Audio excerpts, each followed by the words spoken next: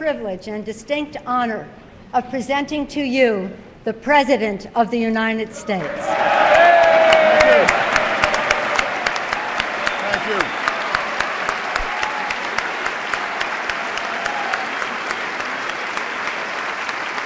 Thank you.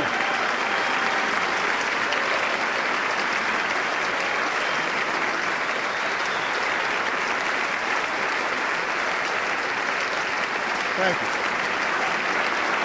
Thank you. Thank you very much. Thank you. Thank you. Thank you very much. Thank you. Thank you very much. Thank you. Thank you very much. Thank you. Madam Speaker, Vice President Biden, members of Congress, distinguished guests, and fellow Americans.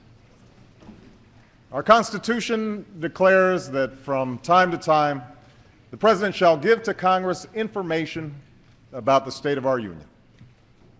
For 220 years, our leaders have fulfilled this duty. They've done so during periods of prosperity and tranquility. And they've done so in the midst of war and depression, in moments of great strife and great struggle. It's tempting to look back on these moments and assume that our progress was inevitable, that America was always destined to succeed. But when the Union was turned back at Bull Run and the Allies first landed at Omaha Beach, victory was very much in doubt. When the market crashed on Black Tuesday and civil rights marchers were beaten on Bloody Sunday, the future was anything but certain. These were the times that tested the courage of our convictions and the strength of our Union. And despite all our divisions and disagreements, our hesitations and our fears, America prevailed because we chose to move forward as one nation, as one people. Again, we are tested. And again, we must answer history's call. 1 year ago, I took office amid 2 wars, an economy rocked by a severe recession, a financial system on the verge of collapse, and a government deeply in debt. Experts from across the political spectrum warned that if we did not act, we might face a second depression. So we acted, immediately and aggressively. And 1 year later, the worst of the storm has passed. But the devastation remains. 1 in 10 Americans still cannot find work. Many businesses have shuttered. Home values have declined. Small towns and rural communities have been hit especially hard. And for those who'd already known poverty, life's become that much harder. And this recession has also compounded the burdens that America's families have been dealing with for decades. The burden of working harder and longer for less, of being unable to save enough to retire or help kids with college. So I know the anxieties that are out there right now. They're not new. These struggles are the reason I ran for president. These struggles are what I've witnessed for years in places like Elkhart, Indiana, and Galesburg, Illinois.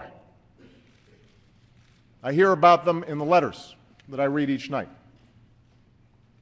The toughest to read are those written by children, asking why they have to move from their home, asking when their mom or dad will be able to go back to work. For these Americans and so many others, change has not come fast enough. Some are frustrated, some are angry. They don't understand why it seems like bad behavior on Wall Street is rewarded, but hard work on Main Street isn't. Or why Washington has been unable or unwilling to solve any of our problems. They're tired of the partisanship and the shouting and the pettiness. They know we can't afford it. Not now. So we face big and difficult challenges. And what the American people hope, what they deserve, is for all of us, Democrats and Republicans, to work through our differences, to overcome the numbing weight of our politics. For while the people who sent us here have different backgrounds, different stories, different beliefs, the anxieties they face are the same. The aspirations they hold are shared. A job that pays the bills, a chance to get ahead, most of all, the ability to give their children a better life. And you know what else they share? They share a stubborn resilience in the face of adversity. After one of the most difficult years in our history, they remain busy building cars and teaching kids, starting businesses and going back to school. They're coaching Little League and helping their neighbors. One woman wrote to me and said, "We are strained but hopeful, struggling but encouraged." It's because of this spirit, this great decency and great strength, that I have never been more hopeful about America's future than I am tonight.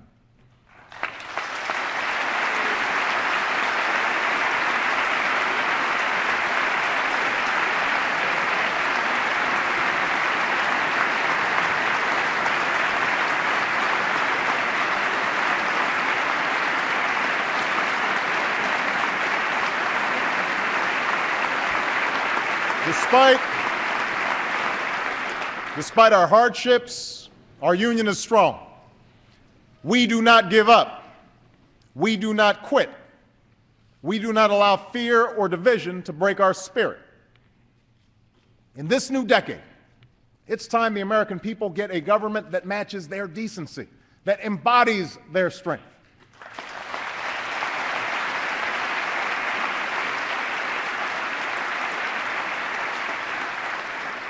And tonight I'd like to talk about how together we can deliver on that promise. It begins with our economy. Our most urgent task upon taking office was to shore up the same banks that helped cause this crisis. It was not easy to do. And if there's one thing that has unified Democrats and Republicans and everybody in between, it's that we all hated the bank bailout. I hated it.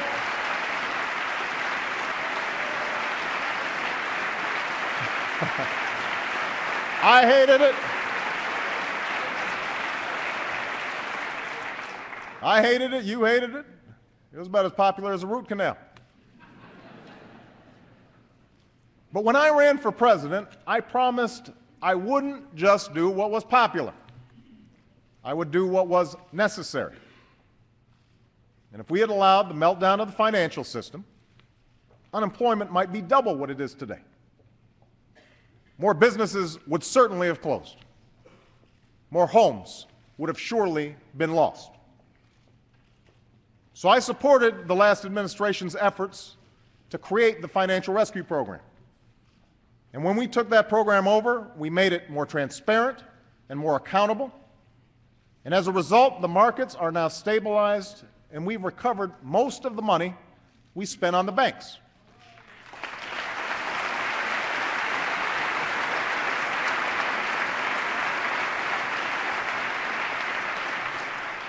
Most, but not all. To recover the rest, I've proposed a fee on the biggest banks. Now,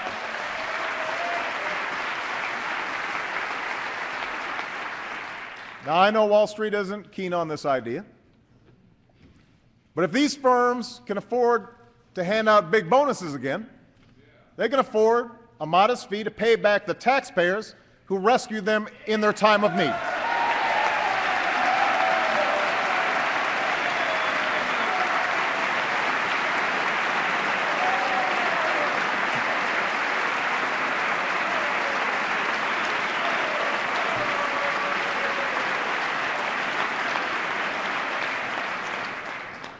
Now, as we stabilized the financial system, we also took steps to get our economy growing again, save as many jobs as possible, and help Americans who'd become unemployed. That's why we extended or increased unemployment benefits for more than 18 million Americans, made health insurance 65% cheaper for families who get their coverage through COBRA, and passed 25 different tax cuts. Now, let me repeat. We cut taxes. We cut taxes for 95% of working families. We cut taxes for small businesses. We cut taxes for first-time home buyers. We cut taxes for parents trying to care for their children. We cut taxes for 8 million Americans paying for college.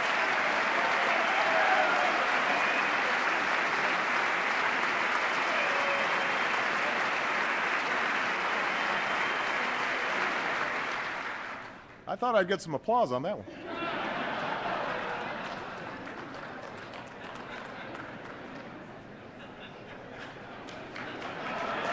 As a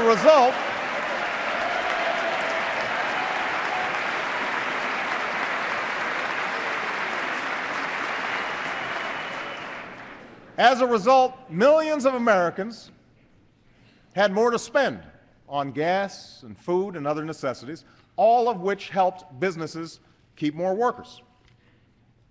And we haven't raised income taxes by a single dime on a single person, not a single dime.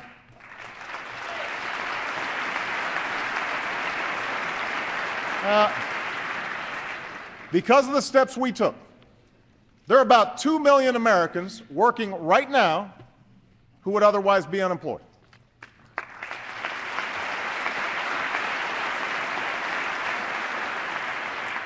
200,000 work in construction and clean energy. 300,000 are teachers and other education workers. Tens of thousands are cops, firefighters, correctional officers, first responders. And we're on track to add another 1.5 million jobs to this total by the end of the year. The plan that has made all of this possible, from the tax cuts to the jobs, is the Recovery Act. That's right. The Recovery Act, also known as the stimulus bill.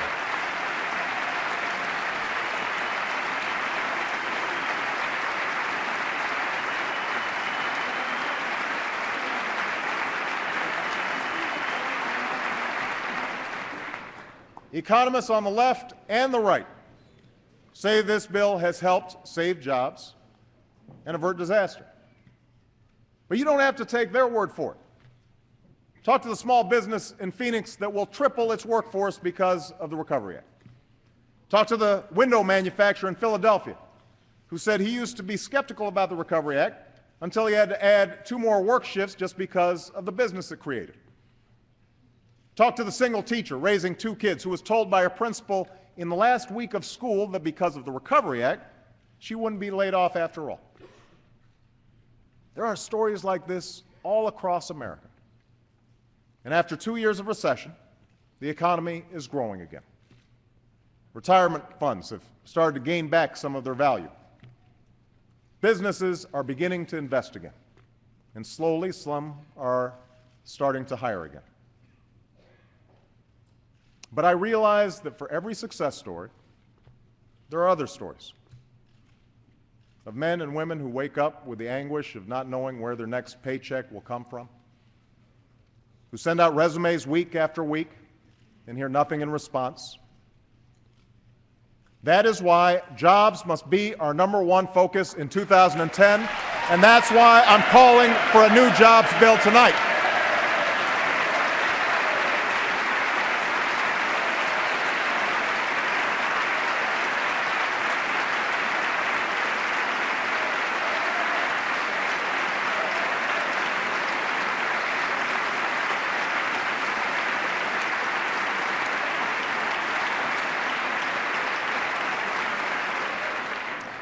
Now, the true engine of job creation in this country will always be America's businesses.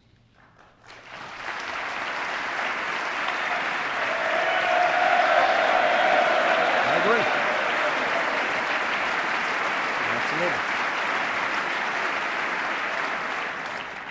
But government can create the conditions necessary for businesses to expand and hire more workers. We should start where most new jobs do, in small businesses. Companies that begin when an entrepreneur takes a chance on a dream, or a worker decides it's time she became her own boss. Through sheer grit and determination, these companies have weathered the recession and they're ready to grow. But when you talk to small business owners in places like Allentown, Pennsylvania, or Elyria, Ohio, you find out that even though banks on Wall Street are lending again, they're mostly lending to bigger companies. Financing remains difficult for small business owners across the country, even those that are making a profit. So tonight, I'm proposing that we take $30 billion of the money Wall Street banks have repaid and use it to help community banks give small businesses the credit they need to stay afloat.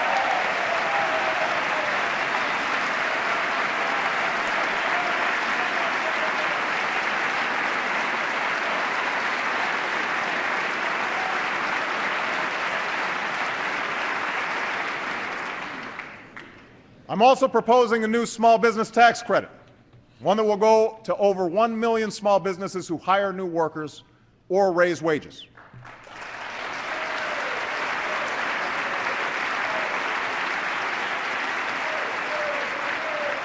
While we're at it, let's also eliminate all capital gains taxes on small business investment and provide a tax incentive for all large businesses and all small businesses to invest in new plants and equipment.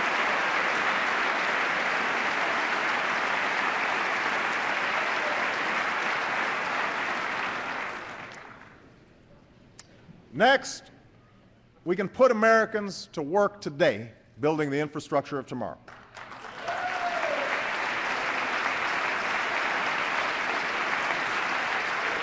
From the first railroads to the interstate highway system, our nation has always been built to compete.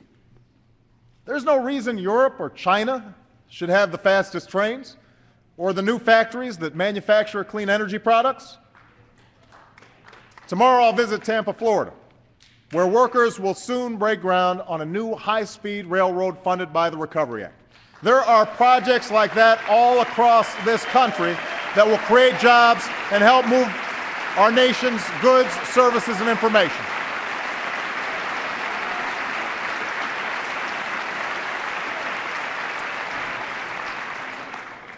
We should put more Americans to work building clean energy facilities and give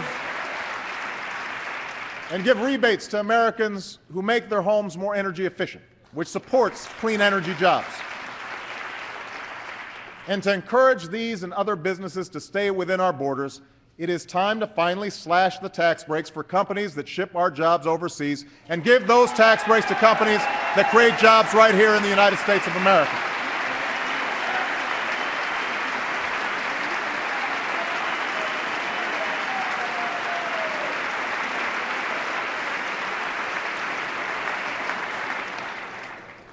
Now, the House has passed a jobs bill that includes some of these steps.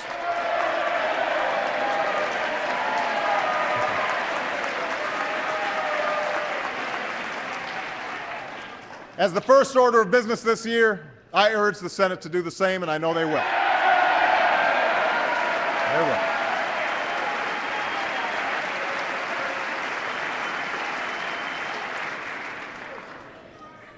People are out of work. They're hurting. They need our help. And I want a jobs bill on my desk without delay. But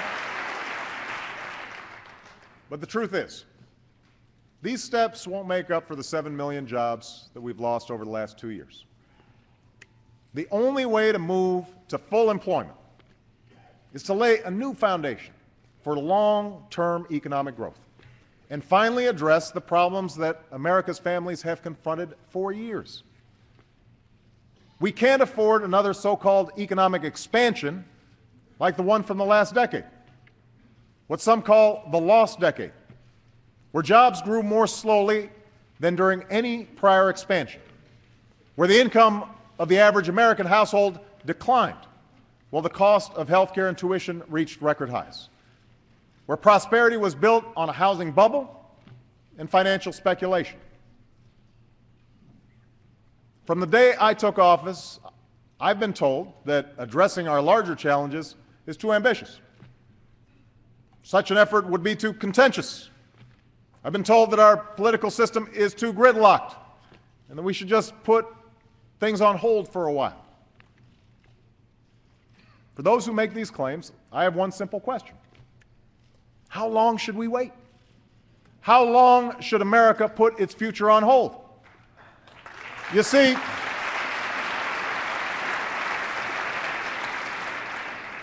Washington has been telling us to wait for decades, even as the problems have grown worse.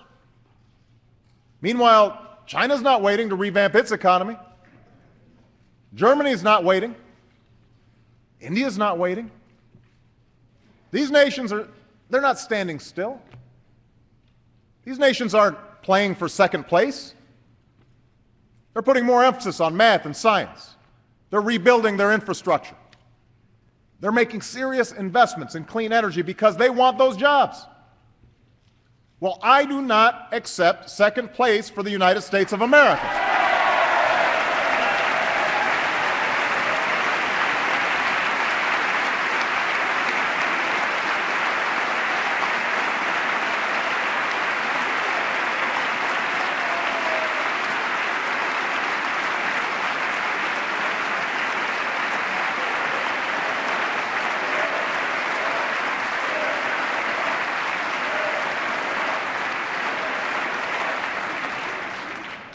As hard as it may be, as uncomfortable and contentious as the debates may become, it's time to get serious about fixing the problems that are hampering our growth.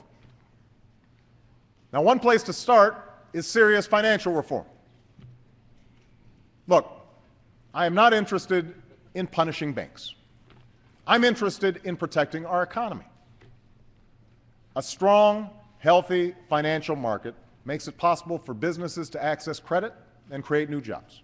It channels the savings of families into investments that raise incomes.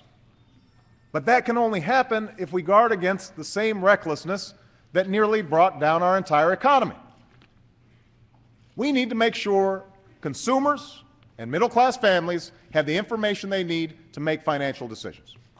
We can't allow financial institutions, including those that take your deposits, to take risks that threaten the whole economy. Now, the House has already passed financial reform with many of these changes. And the lobbyists are trying to kill it. Well, we cannot let them win this fight. And if the bill that ends up on my desk does not meet the test of real reform, I will send it back until we get it right. We've got to get it right.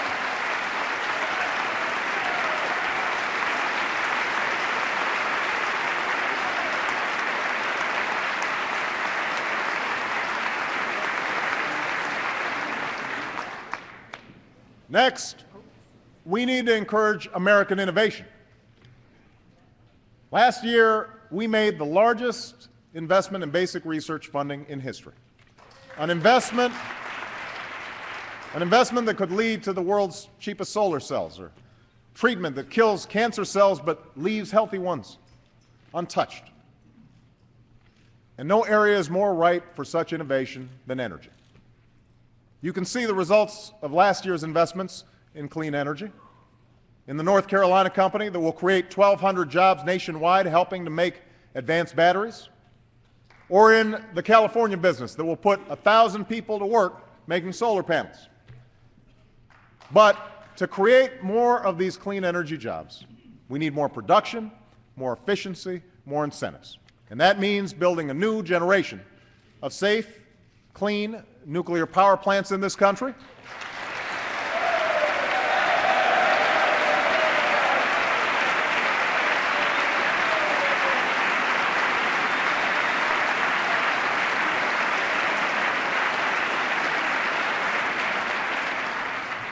It means making tough decisions about opening new offshore areas for oil and gas development.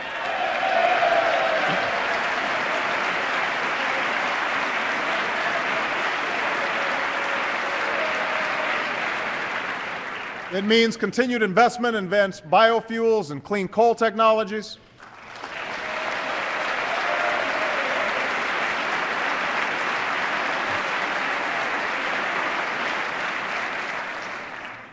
And yes, it means passing a comprehensive energy and climate bill with incentives that will finally make clean energy the profitable kind of energy in America.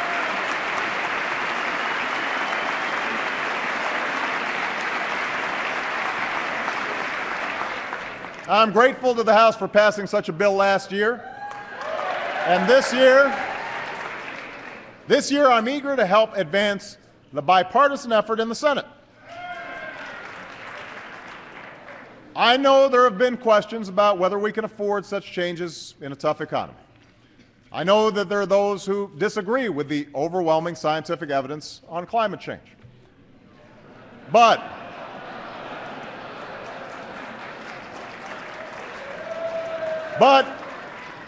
here's the thing. Even if you doubt the evidence, providing incentives for energy efficiency and clean energy are the right thing to do for our future, because the nation that leads the clean energy economy will be the nation that leads the global economy, and America must be that nation.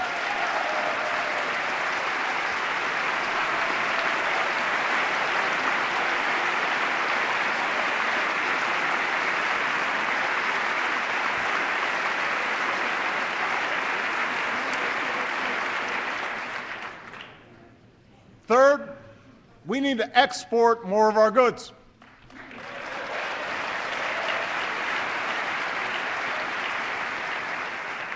Because the more products we make and sell to other countries, the more jobs we support right here in America. So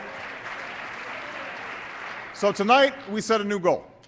We will double our exports over the next 5 years, an increase that will support 2 million jobs in America.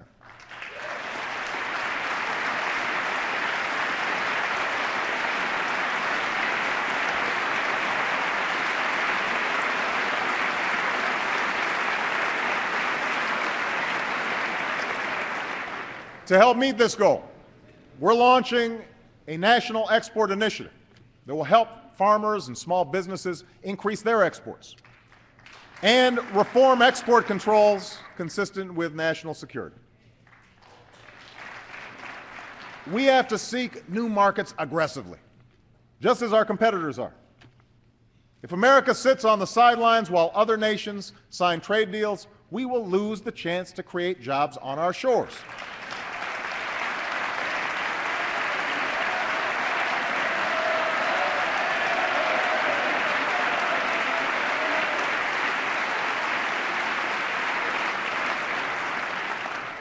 But realizing those benefits also means enforcing those agreements so our trading partners play by the rules.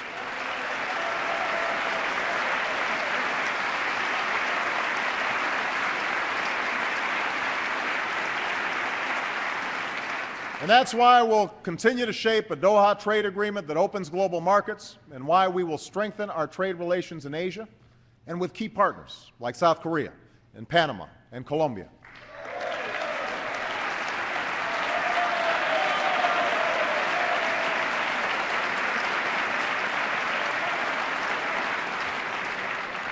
Fourth, we need to invest in the skills and education of our people. Now, this year we've broken through the stalemate between left and right by launching a national competition to improve our schools. And the idea here is simple.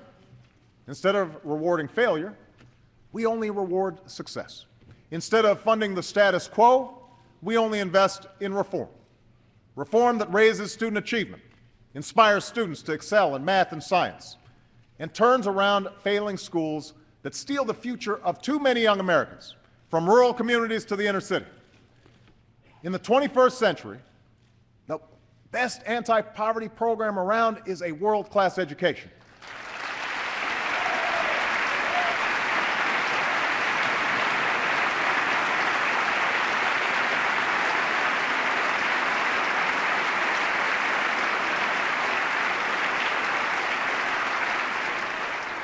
And in this country, the success of our children cannot depend more on where they live than on their potential.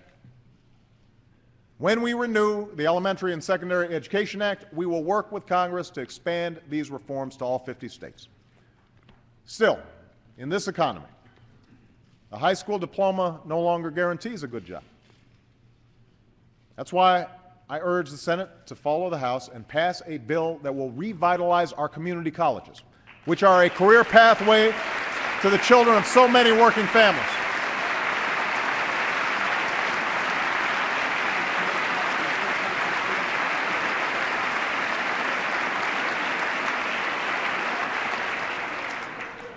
To make college more affordable, this bill will finally end the unwarranted taxpayer subsidies that go to banks for student loans.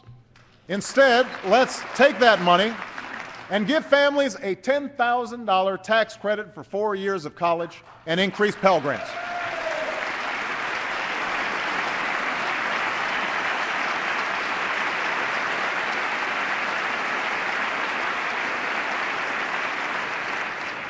And let's tell another 1 million students that when they graduate, they will be required to pay only 10% of their income on student loans.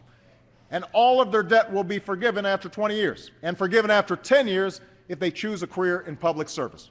Because in the United States of America, no one should go broke because they chose to go to college.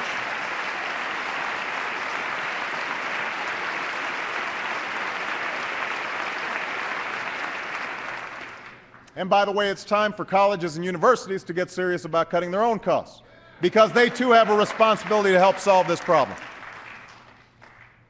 Now, the price of college tuition is just one of the burdens facing the middle class. That's why last year I asked Vice President Biden to chair a task force on middle-class families. That's why we're nearly doubling the child care tax credit and making it easier to save for retirement by giving access to every worker a retirement account and expanding the tax credit for those who start a nest egg. That's why we're working to lift the value of a family's single largest investment, their home.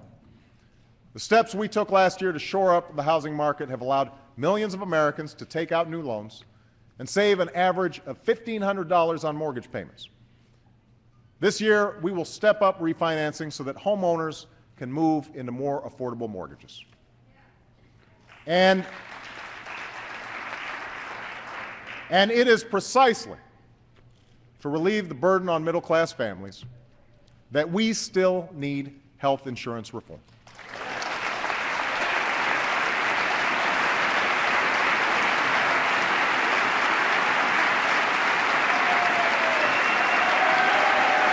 Yes, we do.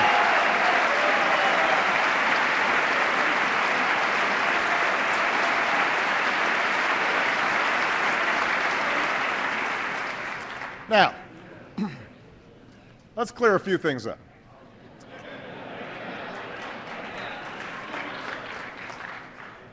I didn't choose to tackle this issue to get some legislative victory under my belt. And by now, it should be fairly obvious that I didn't take on health care because it was good politics.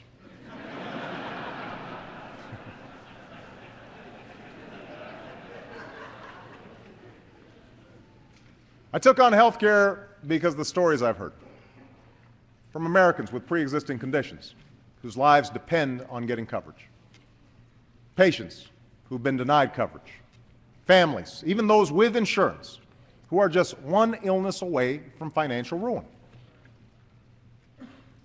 After nearly a century of trying, Democratic administrations, Republican administrations, we are closer than ever to bringing more security to the lives of so many Americans.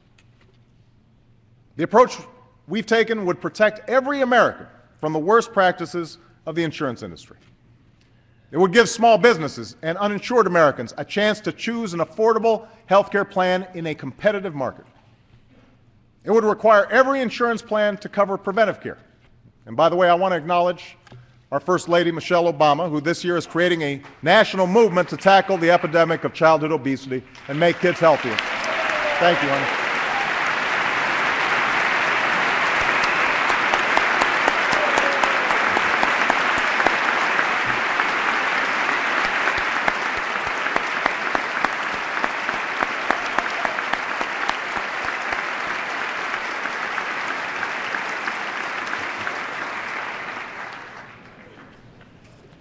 She gets embarrassed. Our approach would preserve the right of Americans who have insurance to keep their doctor and their plan. It would reduce costs and premiums for millions of families and businesses. And according to the Congressional Budget Office, the independent organization that both parties have cited as the official scorekeeper for Congress, our approach would bring down the deficit by as much as $1 trillion over the next 2 decades.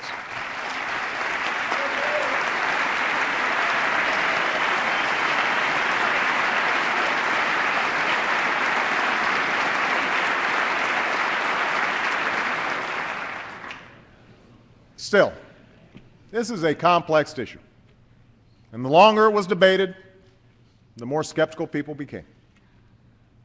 I take my share of the blame for not explaining it more clearly to the American people. And I know that with all the lobbying and horse trading, the process left most Americans wondering, what's in it for me? But I also know this problem is not going away. By the time I'm finished speaking tonight, more Americans will have lost their health insurance. Millions will lose it this year. Our deficit will grow. Premiums will go up. Patients will be denied the care they need. Small business owners will continue to drop coverage altogether. I will not walk away from these Americans, and neither should the people in this chamber.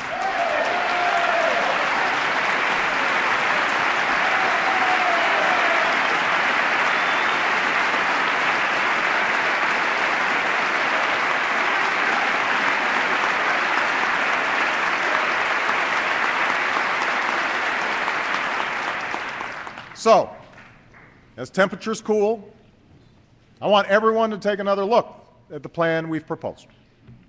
There's a reason why many doctors, nurses, and healthcare experts who know our system best consider this approach a vast improvement over the status quo. But if anyone from either party has a better approach that will bring down premiums, bring down the deficit, cover the uninsured, strengthen Medicare for seniors, and stop insurance company abuses, let me know. Let me know. Let me know.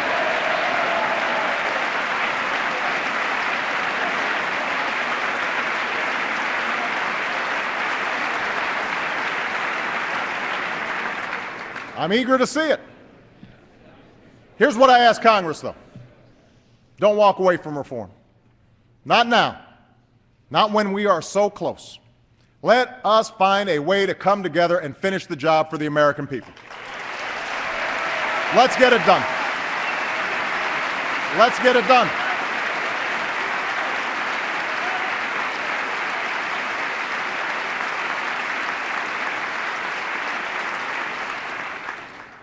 Now, even as health care reform would reduce our deficit, it's not enough to dig us out of a massive fiscal hole in which we find ourselves. It's a challenge that makes all others that much harder to solve, and one that's been subject to a lot of political posturing. So let me start the discussion of government spending by setting the record straight. At the beginning of the last decade,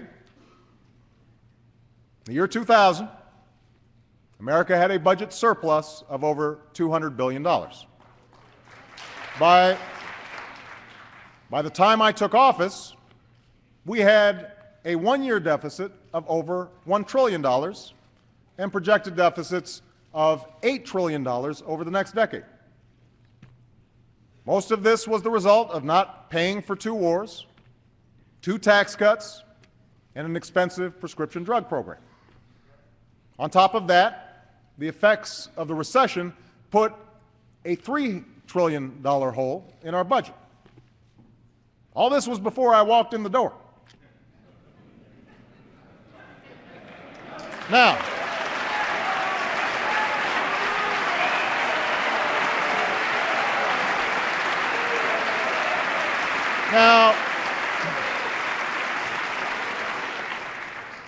just stating the facts. Now, if we had taken office in ordinary times, I would have liked nothing more than to start bringing down the deficit. But we took office amid a crisis. And our efforts to prevent a second depression have added another $1 trillion to our national debt. That, too, is a fact. I'm absolutely convinced that was the right thing to do. But families across the country are tightening their belts and making tough decisions. The federal government should do the same.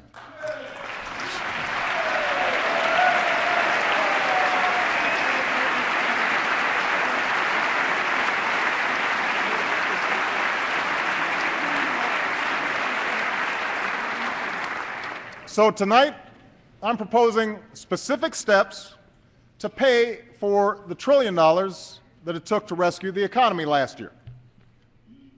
Starting in 2011, we are prepared to freeze government spending for 3 years. Spending related to our national security, Medicare, Medicaid, and Social Security will not be affected.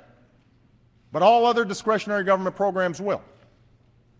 Like any cash-strapped family, we will work within a budget to invest in what we need and sacrifice what we don't. And if I have to enforce this discipline by veto, I will.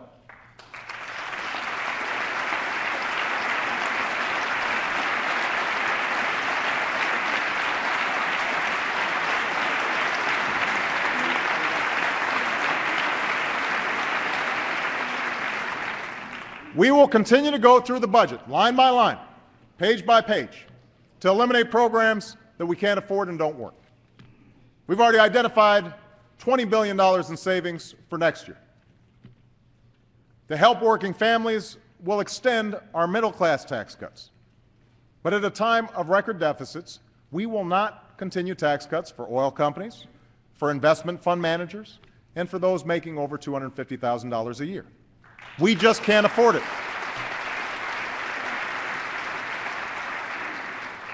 Now, even after paying for what we spent on my watch, we'll still face the massive deficit we had when I took office. More importantly, the cost of Medicare, Medicaid, and Social Security will continue to skyrocket. That's why I've called for a bipartisan fiscal commission, modeled on a proposal by Republican Judd Gregg and Democrat Ken Conrad. This can't be one of those Washington gimmicks that lets us pretend we solve a problem. The Commission will have to provide a specific set of solutions by a certain deadline. Yesterday, the Senate blocked a bill that would have created this commission.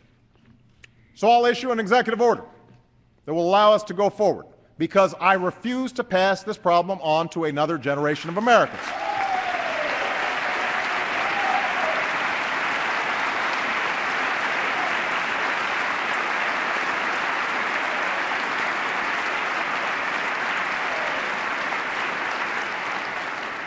And when the vote comes tomorrow, the Senate should restore the pay-as-you-go law that was a big reason for why we had record surpluses in the 1990s.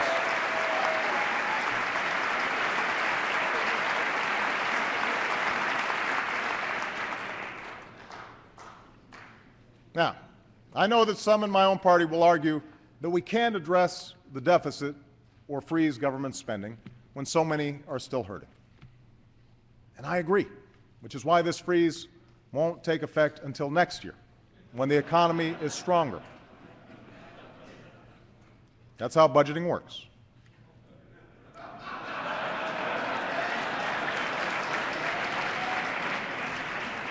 But understand, if we don't take meaningful steps to rein in our debt, it could damage our markets, increase the cost of borrowing, and jeopardize our recovery, all of which would have an even worse effect on our job growth and family incomes. From some on the right, I expect we'll hear a different argument. That if we just make fewer investments in our people, extend tax cuts, including those for the wealthier Americans, eliminate more regulations, maintain the status quo on health care, our deficits will go away. The problem is, that's what we did for 8 years.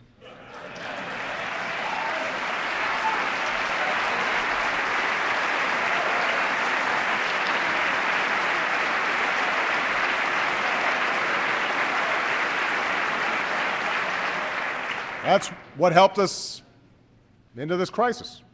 It's what helped lead to these deficits. We can't do it again. Rather than fight the same tired battles that have dominated Washington for decades, it's time to try something new. Let's invest in our people without leaving them a mountain of debt. Let's meet our responsibility to the citizens who sent us here. Let's try common sense. A novel concept.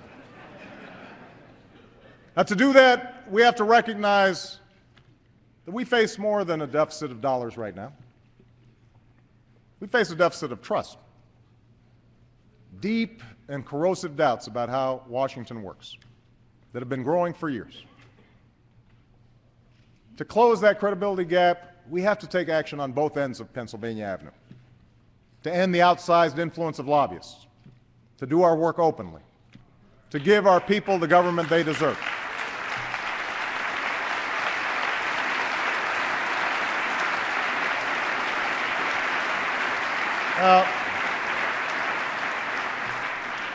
That's what I came to Washington to do. That's why, for the first time in history, my administration posts on our White House visitors online. That's why we've excluded lobbyists from policymaking jobs or seats on federal boards and commissions. But we can't stop there. It's time to require lobbyists to disclose each contact they make on behalf of a client with my administration or with Congress. It's time to put strict limits on the contributions that lobbyists give to candidates for federal office. With all due deference to separation of powers, last week the Supreme Court reversed a century of law that I believe will open the floodgates for special interests, including foreign corporations, to spend without limit in our elections.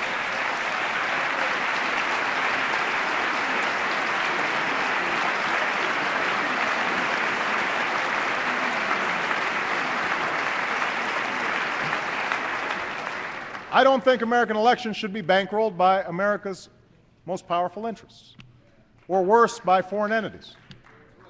They should be decided by the American people.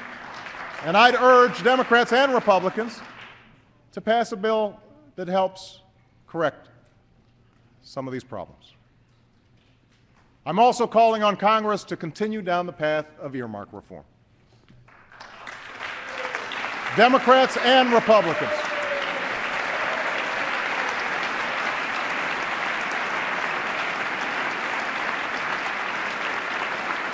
Democrats and Republicans, look, you've trimmed some of this spending.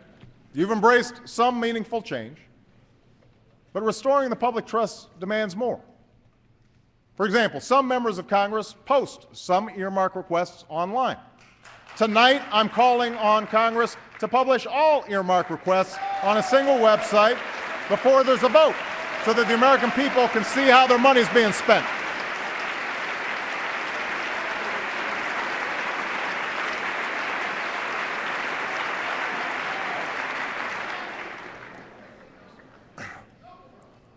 Of course,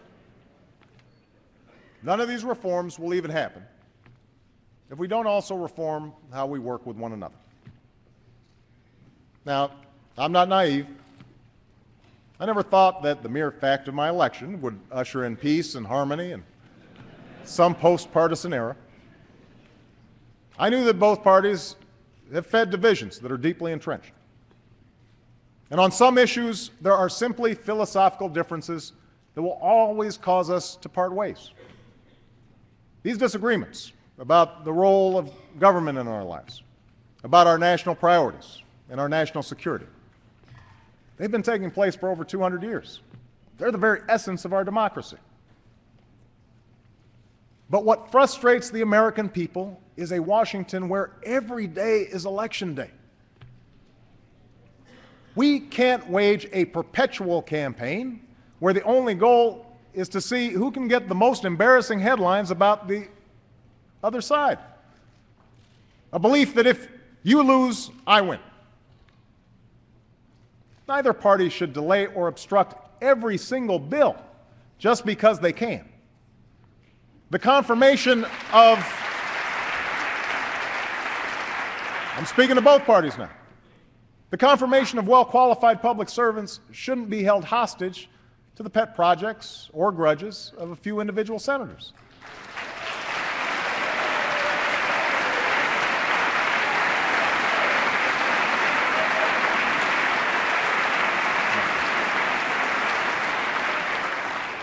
Washington may think that saying anything about the other side, no matter how false, no matter how malicious, is just part of the game. But it's precisely such politics that has stopped either party from helping the American people. Worse yet, it's sowing further division among our citizens, further distrust in our government. So no, I will not give up on trying to change the tone of our politics. I know it's an election year, and after last week, it's clear that campaign fever has come even earlier than usual. But we still need to govern. To Democrats, I would remind you that we still have the largest majority in decades, and the people expect us to solve problems, not run for the hills.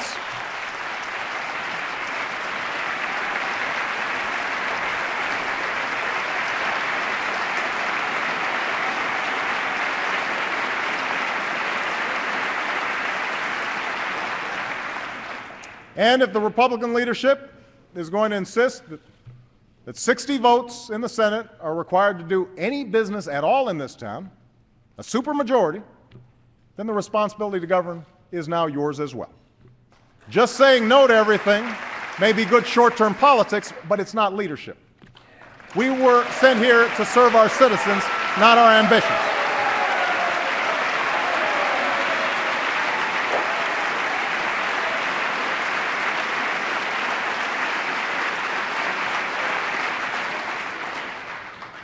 So let's show the American people that we can do it together.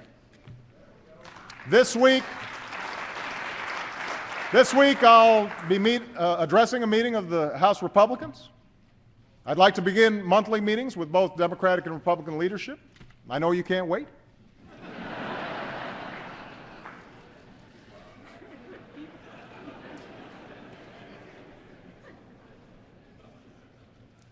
Throughout our history, no issue has united this country more than our security.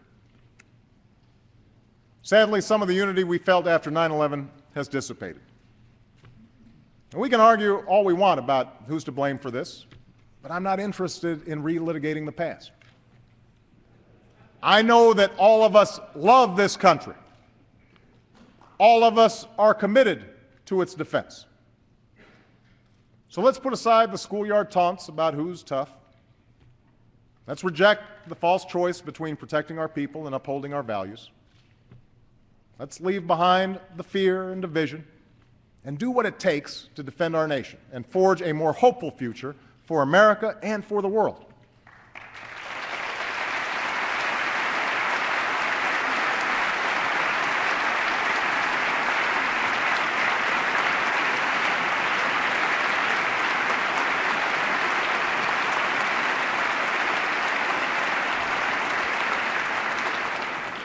That's the work we began last year. Since the day I took office, we've renewed our focus on the terrorists who threaten our nation.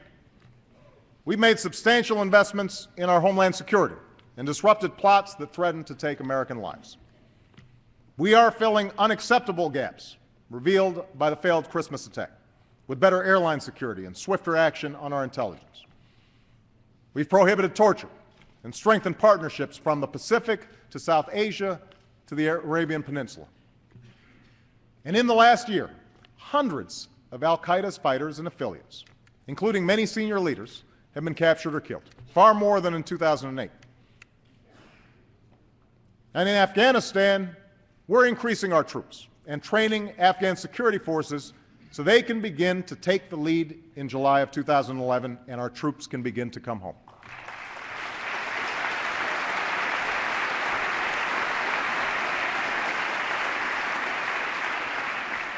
We will reward good governance, work to reduce corruption, and support the rights of all Afghans, men and women alike. we're joined by allies and partners who have increased their own commitments and who will come together tomorrow in London to reaffirm our common purpose. There will be difficult days ahead, but I am absolutely confident we will succeed. As we take the fight to al-Qaeda, we are responsibly leaving Iraq to its people. As a candidate, I promised that I would end this war, and that is what I am doing as president.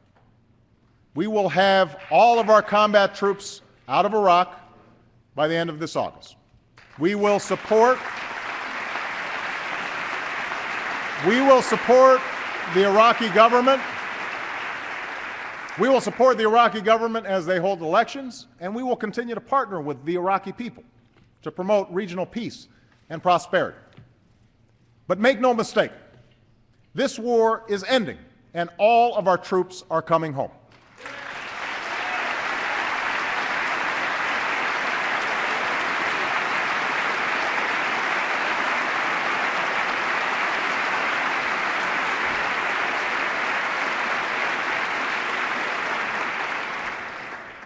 Tonight, all of our men and women in uniform, in Iraq, in Afghanistan, and around the world, they have to know that they have our respect, our gratitude, our full support.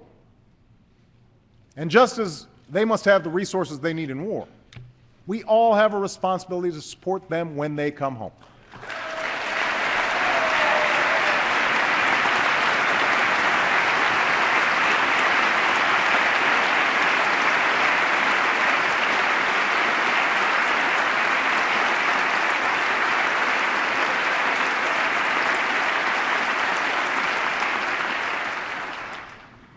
That's why we made the largest increase in investments for veterans in decades. Last year.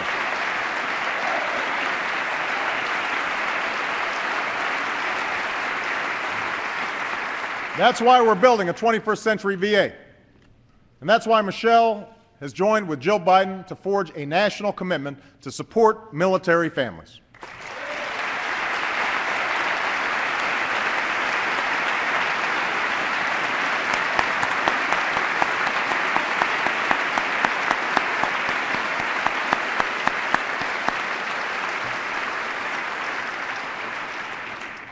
Now, even as we prosecute two wars, we're also confronting perhaps the greatest danger to the American people, the threat of nuclear weapons. I've embraced the vision of John F. Kennedy and Ronald Reagan through a strategy that reverses the spread of these weapons and seeks a world without them. To reduce our stockpiles and launchers while ensuring our deterrent, the United States and Russia are completing negotiations on the farthest-reaching arms control treaty in nearly 2 decades.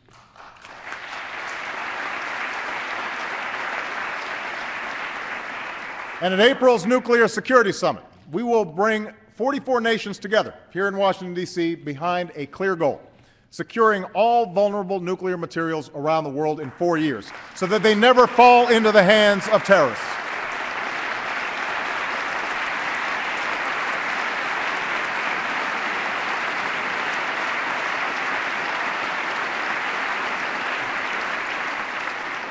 Now, these diplomatic efforts have also strengthened our hand in dealing with those nations that insist on violating international agreements in pursuit of nuclear weapons. That's why North Korea now faces increased isolation and stronger sanctions, sanctions that are being vigorously enforced. That's why the international community is more united and the Islamic Republic of Iran is more isolated. And as Iran's leaders continue to ignore their obligations, there should be no doubt they too will face growing consequences. That is a promise.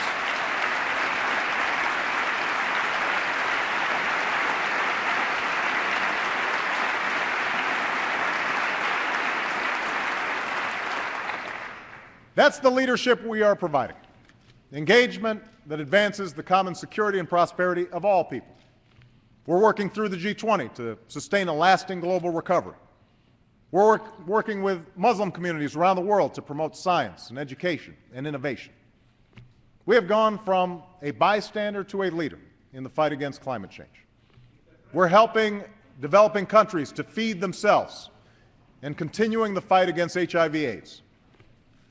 And we are launching a new initiative that will give us the capacity to respond faster and more effectively to bioterrorism or an infectious disease, a plan that will counter threats at home and strengthen public health abroad. As we have for over 60 years, America takes these actions because our destiny is connected to those beyond our shores. But we also do it because it is right. That's why, as we meet here tonight, over 10,000 Americans are working with many nations to help the people of Haiti recover and rebuild.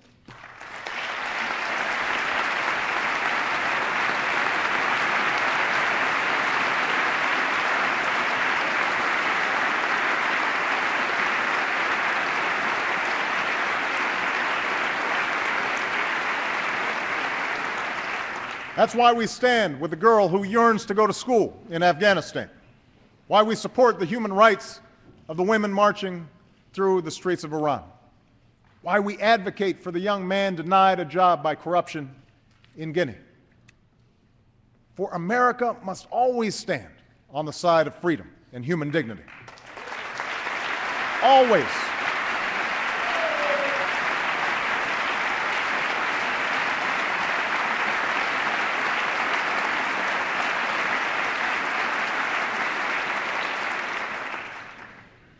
Abroad, America's greatest source of strength has always been our ideals. The same is true at home. We find unity in our incredible diversity, drawing on the promise enshrined in our Constitution. The notion that we're all created equal, that no matter who you are or what you look like, if you abide by the law, you should be protected by it. If you adhere to our common values, you should be treated no different than anyone else. We must continually renew this promise. My administration has a civil rights division that is once again prosecuting civil rights violations and employment discrimination. We finally strengthened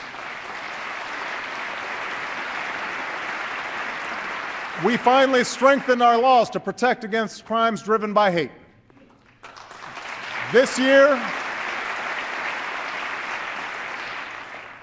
year, I will work with Congress and our military to finally repeal the law that denies gay Americans the right to serve the country they love because of who they are. It's the right thing to do.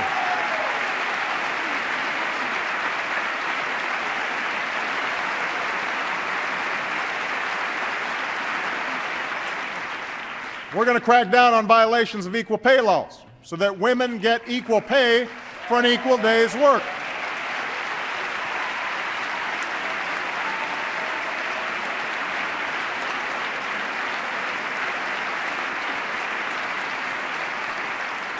And we should continue the work of fixing our broken immigration system to secure our borders and enforce our laws and ensure that everyone who plays by the rules can contribute to our economy and enrich our nations.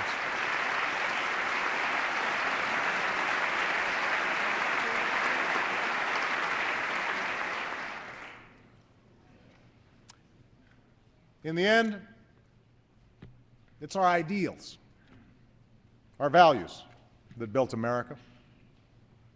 Values that allowed us to forge a nation made up of immigrants from every corner of the globe. Values that drive our citizens still. Every day, Americans meet their responsibilities to their families and their employers. Time and again, they lend a hand to their neighbors and give back to their country.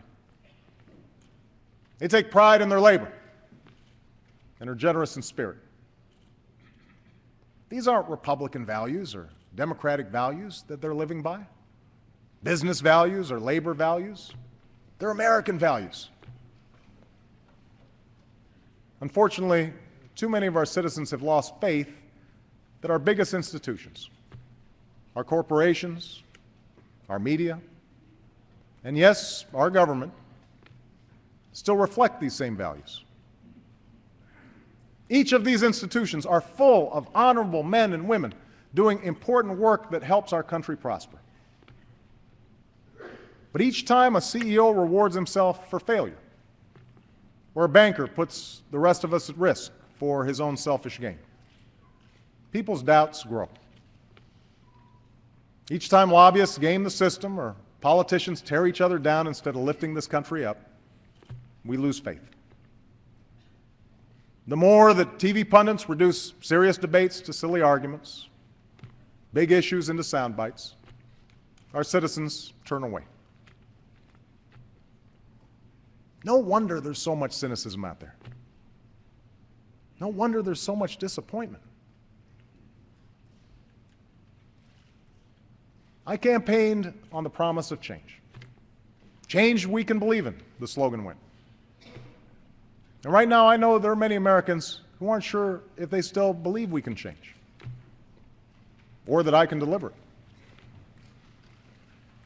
But remember this, I never suggested that change would be easy or that I could do it alone. Democracy in a nation of 300 million people can be noisy and messy and complicated. And when you try to do big things and make big changes, it stirs passions and controversy. That's just how it is.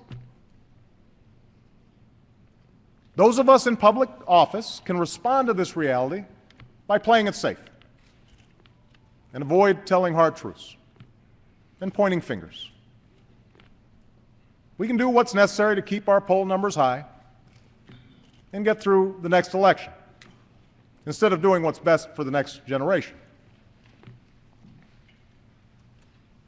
But I also know this. If people had made that decision 50 years ago, or 100 years ago, or 200 years ago, we wouldn't be here tonight. The only reason we are here is because generations of Americans were unafraid to do what was hard, to do what was needed even when success was uncertain, to do what it took to keep the dream of this nation alive for their children and their grandchildren.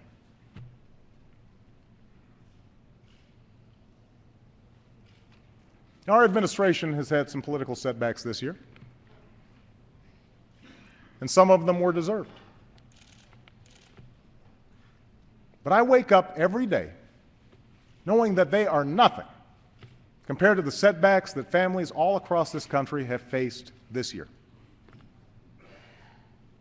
And what keeps me going, what keeps me fighting, is that despite all these setbacks, that spirit of determination and optimism, that fundamental decency that has always been at the core of the American people, that lives on. It lives on in the struggling small business owner who wrote to me of his company. None of us, he said, are willing to consider even slightly that we might fail. It lives on in the woman who said that even though she and her neighbors have felt the pain of recession, we are strong, we are resilient, we are American. It lives on in the 8-year-old boy in Louisiana who just sent me his allowance and asked if I would give it to the people of Haiti. And it lives on in all the Americans who've dropped everything to go someplace they've never been and pull people they've never known from the rubble, prompting chants of USA, USA, USA, when another life was saved. The spirit that has sustained this nation for more than 2 centuries lives on in you, its people. We have finished a difficult year. We have come through a difficult decade. But a new year has come. A new decade stretches before us. We don't quit. I don't quit. Let's seize this moment to start anew, to carry the dream forward, and to strengthen our union once more. Thank you. God bless you.